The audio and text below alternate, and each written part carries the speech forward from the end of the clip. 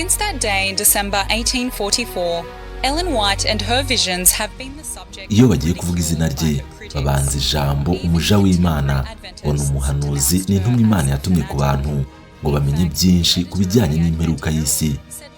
Hari n'abadatinya kumwita Bikira Mariya w'Abadventiste bitewe nuko ngo nawe yagiye agira iyerekwa mu bihe bitandukanye ibyenda gusa neza n'iby'umubikira witwa Mariya ukunze kuvugwa mu idini y'Abakatolika.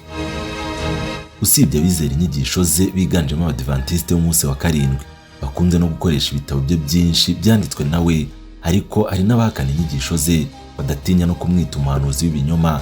Ibi bakabishingira ku kuba yarafashe ubuhanuzi bw'uwitwa Yari wavuze ko Yesu azagaruka mu mwaka w'1844, ariko icyo gihe cyagera Yesu ntaze. Nyuma rero uyu muja w'Imana yongeye kubishyigikira avuga ko yabyeretswe kuri ya mwaka aribwo Yesu yavuye ahera agiye ahera cyane. Nusoma igitabo cyitwa Intambara Ikomeye uzabibona neza mu ntangiriro zacyo. Rero abahakana inyigisho ze bavuga ko nta mayerekwa yigeze agira, ahubwo ko yafashe iby'uwitwa Mirere yarangiza akabeshya ko ari iyerekwa yagize, ngo niba byari iyerekwa koko ngo na Mirere aba yarabyeretswe na mbere aho kubivuga ashingiye ku mibare yari yihimbiye. Rero ngo uyu muja w'Imana ubuhanuzi bwose yagiye avuga ni ibinyoma. Uyu nta wundi ndi kuvuga ni Ellen White bakunze kwita Elena White. Ariko se kubera iki inyigisho ze zidakunze kuvugwaho rumwe na benshi mu madini atandukanye? Kuki bamwe bamwemera nk'umuhanuzi abandi ntibabikozwe? Iby'uko se bamwe bamufata nk'icyitegererezo mu idini ry'Abadventiste b'umunsi wa karindwi kugeza aho bamwe bamwita Bikira Mariya w'Abadventiste byo biva. Hano wageze ni kuri Mpamvu TV, kora subscribe kugira ngo utazongera gucikwa n'ibiganiro byacu kandi byiza. Njye wumva nitwa King Saint. When Ellen White was 18 years old, one of the biggest problems that she faced was the matter of translation. Yavutse kuri Robert Hammond na Eunice Gold, avuka ku itariki 26 Ugushyingo mu mwaka w'1827. Avukira mu gace kitwa Gorham mu ntara ya Maine muri Leta Zunze Ubumwe za Amerika. Avuka mu muryango w'abana 8, abahungu 2 n'abakobwa 6. Ellen G. White n'impange Elizabeth nibo bari abanyuma, mu yandi magambo bari abahererezi. Ellen White yaje gutangira amashuri ye, ariko ntiyagira amahirwe yo kuyakomeza kuko ubwo yarageze mu mwaka wa 3 w'amashuri abanza yaje guterwa ibuye na mugenzi we biganaga ubwo barimo bava ku ishuri, biturutse kuko uyu mwana yarateye ibuye muri benshi barimo bagenda mu nzira, maze ifata Ellen White mu isura ndetse rimukomeretsa cyane ku zuru. Ibintu byaje kumuviramo kurwara bikomeye kuko yatakaje amaraso menshi cyane ndetse akajya no muri koma y'ibyumweru 2. Nyuma y'ibi rero Ellen Gold ntabwo yabashije gukomeza amashuri. Icyo gihe hari mu mwaka w'1836 ubwo yari afite imyaka 9. Urugendo rwe rwo kwiyegurira Imana yarutangiye afite imyaka 11, maze abatirizwa mu itorero ry'Abamethodiste, abatizwa umubatizo wo kwibiza mu mazi menshi. Nyuma yaje kujya mu materaniro y'Abadventiste b'umunsi wa karindwi i Portland ajyanye n'abandi bo mu rugo rw'iwabo, maze yemera inyigisho zahatangiwe zavugaga ku kugaruka kwa Yesu Kristo, zatangwaga n'uwitwa Mirere na bagenzi be, nuko afatanya nabo gutegereza kugaruka kwa Yesu Kristo. Nguko uko Ellen White yinjiye mu itorero ry'Abadventiste.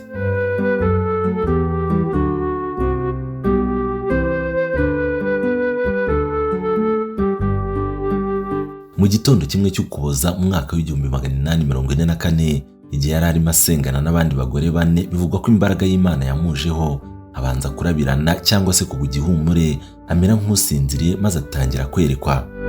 Dore uko byari bimeze. Ngo yabaye nk'arimo abarirwa inkuru y'umugani ariko iri mu mashusho, maze ngabona urugendo rw'Abadventiste bajya mu rurembo rw'Imana, maze ngabona ibihembo bizahabwa abakiranutsi. Ellen White wari ufite imyaka 17 yatekerereje abo basenganaga b'i Portland ibyo yeretswe n'ibyabikurikiye, ariko ngo yari afite ubwoba bwinshi kandi ahinda umushyitsi, ariko bamuha umwanya banamutega amatwi. Mu mwaka w'1846 Ellen White yaje gushyingiranwa n'umusore witwa James White, ubundi yitwaga Ellen Gold, ariko kuko umugabo we yitwaga James White byatumye afata izina rimwe ry'umugabo we maze yitwa Ellen White. Niwumva bavuga izina Ellen G. White bazaba bari kuvuga uyu mubyeyi nyine. Nyuma y'imyaka 35 yamaze akorana n'umugore we umurimo wo kubwiriza ubutumwa bwiza, James White yaje kwitaba Imana mu kwezi kwa munani k'umwaka w'1881. Aba kandi nabo bayoboye Abadiventiste b'umunsi wa karindwi bubahiriza isabato mu byo gutangiza umurimo wo gucapa ibitabo kuva mu mwaka w'1849 kugeza mu mwaka w'1850, ndetse banashyira imbaraga nyinshi mu gushyigikira urugaga rw'itorero abenshi mu ruzi nka Jiya. Nyuma kandi bari mu bagize uruhare mu guhangwa kw'inteko nkuru rusange y'Abadiventiste b'umunsi wa karindwi mu mwaka w'1863. Ellen White yari umwanditsi w'ibitabo bivuga ku ngingo zitandukanye zirimo nk'iz'idini cyangwa se itorero ry'Abadiventiste, ivuga ku burezi, ku buzima, umubano, ivugabutumwa, ubuhanuzi n'imirire. Ellen G. White ufatwa nk'umwanditsi wa gatatu w'umunyamerikakazi wanditse ibitabo byinshi kandi biri mu ndimi nyinshi. Bivugwa ko ibi bitabo ari byo bya mbere mu mateka byakoze umurimo munini mu kubwiriza ubutumwa bwiza no guhindura abantu benshi.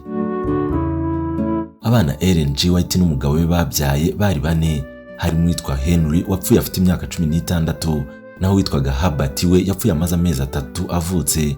Bivugwa ko ngo Imana yatumye Ellen G. White mu murimo wayo, ariko we ngo akagira imbogamizi yuko yagombaga kurera umwana we Herbert nyine, bityo ngo akaba atari kubibangikanya no kuvuga ubutumwa. Ibi rero ngo Imana yabikemuye ukwayo, maze itwara aka kana kari kakiri gato kugira ngo Ellen G. White ajye mu murimo maze yakizwe benshi. Usibye aba bana babiri nari nkubwiye batabashije gukomeza ubuzima bwabo ku isi, ngo hari n'abandi babiri bavutse hagati y'aba bapfuye, harimo uwitwa Edison na William. Abo bo babashije gukura ndetse baba abagabo. Aba kandi ngo banafashije Ellen White gukora umurimo mu itorero ry'Abadiventiste b'umunsi wa karindwi. Nyuma y'ibi byose rero, mu mwaka w'1885, Ellen G. White cyangwa se Elena White yitabye ubutumire bw'inteko rusange y'Abadiventiste b'umunsi wa karindwi, maze yerekera i Burayi gukora umurimo mushya wari uri kuhatangira. Ni ukuvuga ko hari hakiri gushingwa itorero ry'Abadiventiste b'umunsi wa karindwi, aho yahamaze imyaka 2 agenda henshi nko mu Burayi bwo mu burengerazuba n'ubwo hagati ndetse no mu majyaruguru, ajya mu materaniro yagendaga habera aho hose nyine nkubwiye. Nyuma y'imyaka 4 Ellen White yasubiye muri Leta Zunze Ubumwe za Amerika, aha yari afite imyaka 63. Ubundi yongera kwitabira ubutumire bw'inteko nkuru rusange y'Abadiventiste b'umunsi wa karindwi, aho noneho yafashe ubwato yerekeza muri Australia gukora umurimo nanone. Hano ngo yahabaye imyaka 9 yose, aho yafashaga mu guhanga itorero no gukomeza umurimo yibanda ku burezi n'ubuvuzi. Avuye hano rero yasubiye mu burengerazuba bwa Amerika ahitwa St. Helena muri Leta ya California, ari naho yaguye mu mwaka w'1915. Bivugwa ko inshuro yahawe ubutumwa mwiyerekwa ngo azabugeze ku batuye isi zingana n'ibihumbi 200. No kuvuga ko wenda niba yaragiraga iyerekwa rimwe ku munsi, ubwo byabaye mu minsi 200. Kubera umuhate bavuga ko yagiraga, ngo yakoraga mu buryo bukurikira: kugira inama abantu ku giti cyabo, mu materaniro ndetse no mu nama. Ibi ngo byagize umusaruro mwinshi mu itorero ry'Abadiventiste b'umunsi wa karindwi. Bavuga ko ngo ibyo yahawe kuzabwira abantu nubwo byari byinshi, ariko ngo yakoze uko ashoboye kose abigeza ku batuye isi abinyujije mu bitabo yagiye yandika, ndetse no kubwiriza abantu mu ruhame. Ibyo yavugaga byabaga ari ibyerekeye ku mateka ya Bibiliya, imibereho y'umukristo ya buri munsi, iby'ubuzima buzira umuze, iby'uburezi, iby'umurimo wo kubwiriza ubutumwa bwiza n'ibindi byinshi.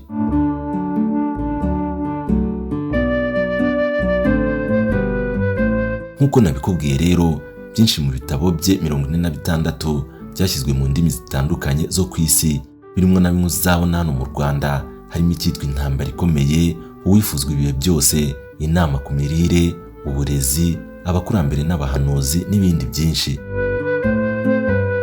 Afite imyaka 81, Ellen G. White yongeye kujya mu iteraniro ry'inteko rusange y'Abadiventiste b'umunsi wa karindwi, ari nabwo bwa nyuma yaragiyeyo, aho hari mu mwaka w'1909. Imyaka 6 yari isigaye yo kubaho kwe ngo yimaze asoza inyandiko ze, maze ageze ku musozo w'ubuzima bwe yandika amagambo agira ati: ubugingo bwanjye niburamuka bubayeho cyangwa butabayeho, ibitabo nanditse bizakomeza bivuge, kandi umurimo wabyo uzakomeza ujye mbere kugeza ku mperuka.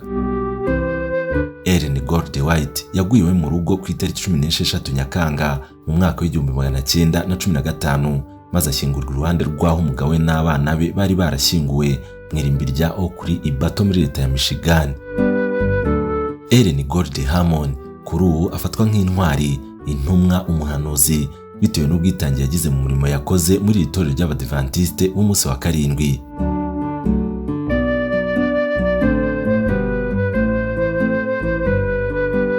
Reka nkushimire wabanye natwe muri iki kiganiro kandi nkurarikira n'ibiganiro byacu by'utaha. Njye wumvaga nitwa King Saint, naho hano wanyumviraga ni kuri Monberge TV. Naho utaha, Imana ibarinde.